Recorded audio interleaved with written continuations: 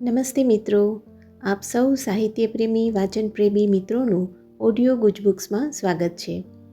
અત્યારે આપણે વાંચી રહ્યા છીએ વર્ષના પ્રત્યેક દિવસ માટે એક એમ 365 સુંદર સંદેશાઓ સાથેનું આ અદ્ભુત પુસ્તક ઉઘડતા દ્વાર અંતરના.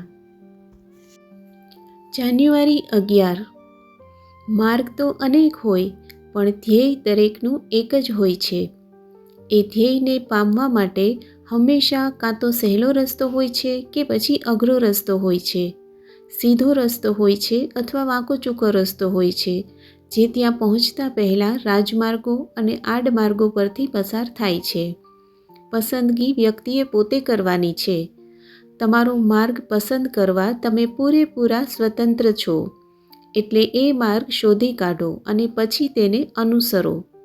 પછી ભલેને છેવટે તમને એમ થાય કે વાંકો ચૂકો રસ્તો લેવામાં મેં કેટલો બધો સમય બગાડ્યો, એને બદલે સીધો રસ્તો લેવાનું કેટલું બધું સહેલું હતું.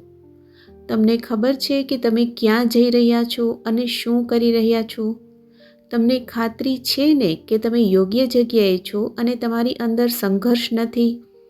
તમારું હૃદય ફંફોડી અને આ શોધી કાઢો એ મહત્ત્વનું છે, કારણ કે તમે તમારી સાચી જગ્યાએ છો અને જે કામ તમારે કરવું જોઈએ તે તમે આનંદ અને પ્રેમથી કરી રહ્યા છો એવું તમને ન લાગતું હોય તો તમે તમારું સર્વશ્રેષ્ઠ પ્રદાન કરી શકશો નહીં.